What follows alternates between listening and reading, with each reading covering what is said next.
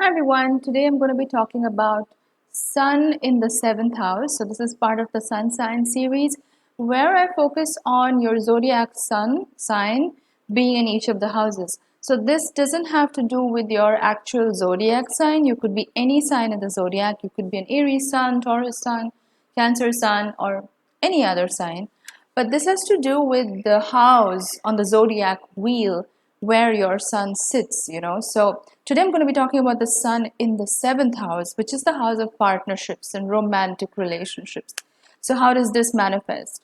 So before I get started with the rest of the video, I wanted to let you guys know that I do natal chart readings. So I look at your birth chart and I figure out what kind of challenges you may be facing, and I give you an action plan, a set of recommendations that you can use to move forward through these challenges in your life.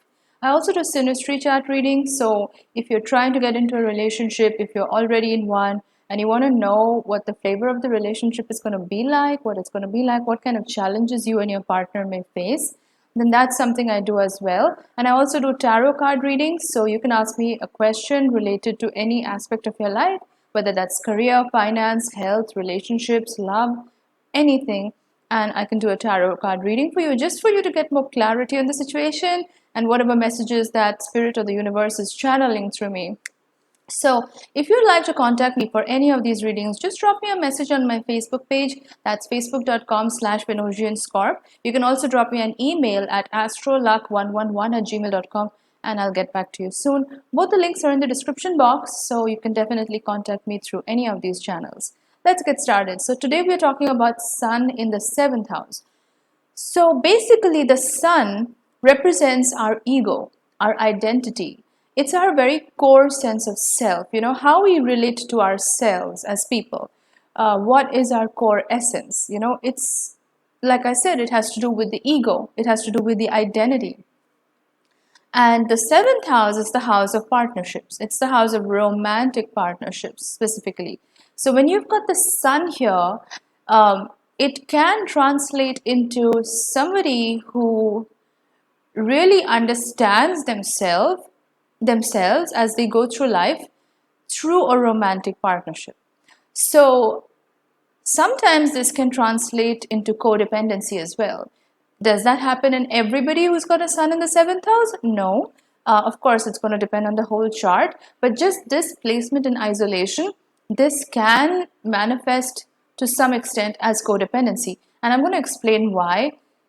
Like I said, the sun is your ego. The sun is your sense of self. How do you identify with yourself as a person?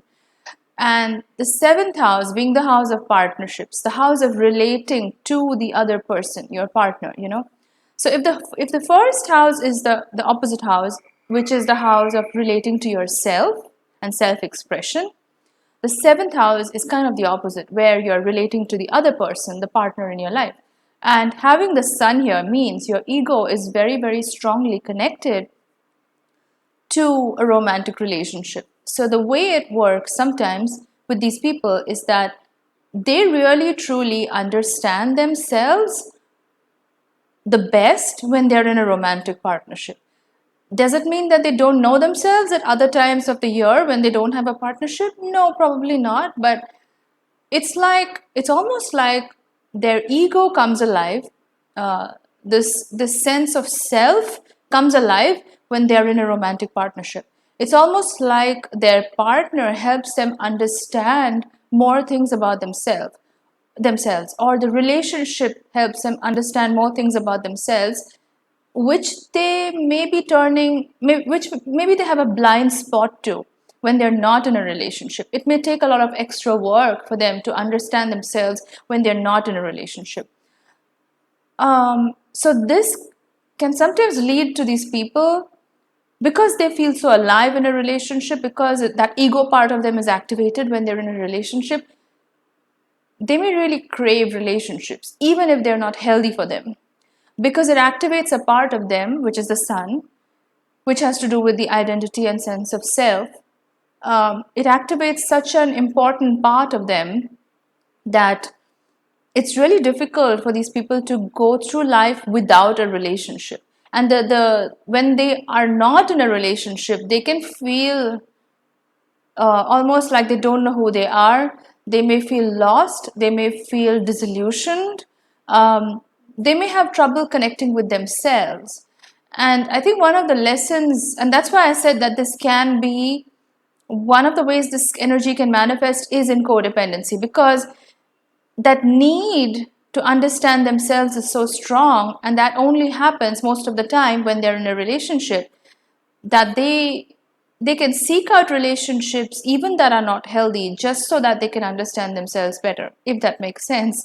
um, and I think the greatest lesson for these people who have sun in the seventh house, is to sort of break away from this pattern of going into one relationship after the other just for the sake of it, because it activates a part of them that feels so good, which is the ego, right? The ego always feels good. It always wants what it wants.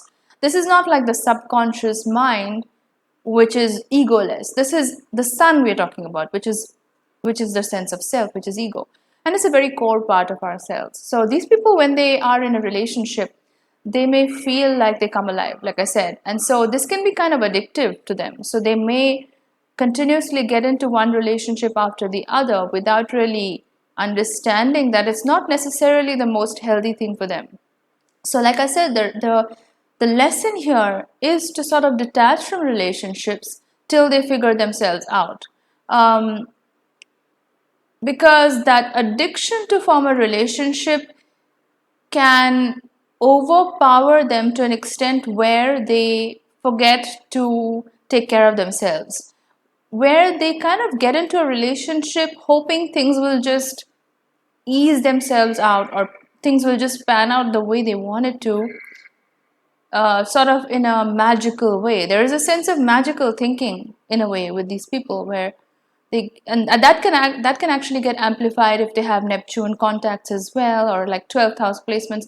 This can get really amplified. But the fact is that a lot of these people, they can go through relationships, and sure, they understand themselves more through the relationship, but what that's really missing is that, that sense of sitting with themselves and understanding who they are without having to seek a partner for that purpose.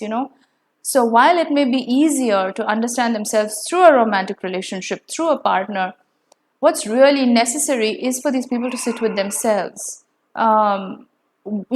Maybe be through a period where they are not in a relationship, where they are single or whatever, and sit with themselves and really dive deep within themselves to figure out who they really are at a core level. And this can be a challenge, because for a long time, these people, they are kind of reflections of their partners, where they feed off the energy of the other partner and use that as leverage to figure themselves out. And in the absence of that leverage, they can feel very lost.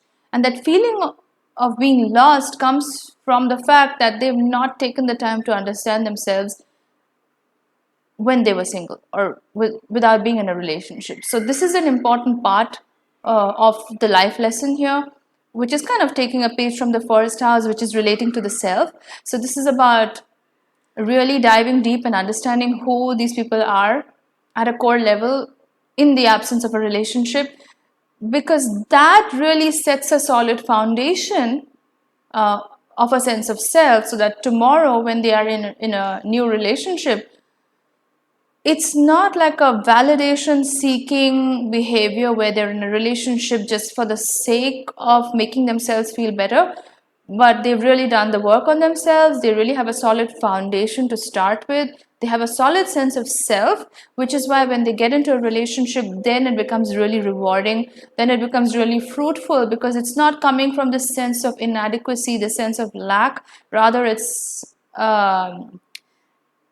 like they know who they are, they're kind of whole within themselves, and then when they enter into the relationship, it's so much more rewarding, and also they end up attracting people who are much more healthier for them. While in the past, if they've not done the work on themselves, if they've been going into one relationship after the other, then um, this can prevent a lot of growth from happening.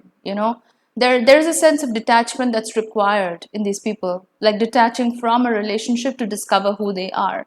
And I know this is so backwards because the placement, the sun in the seventh house, is that of relating to the other person. So it's almost like you have to purposely detach from that energy, extricate yourself from that, and then sit with yourself and figure out who you really are, so that your future relationships are more rewarding, you know. I know I kind of went on a tangent there, but I hope I was able to explain it a little bit better. Um, Let me know if you resonated with this. If you have this in your chart, definitely drop a comment below in the comment box. And yeah, I hope you like this video. If you liked it, please like, share, and subscribe to my channel. And I'll see you in my next video. Bye, guys.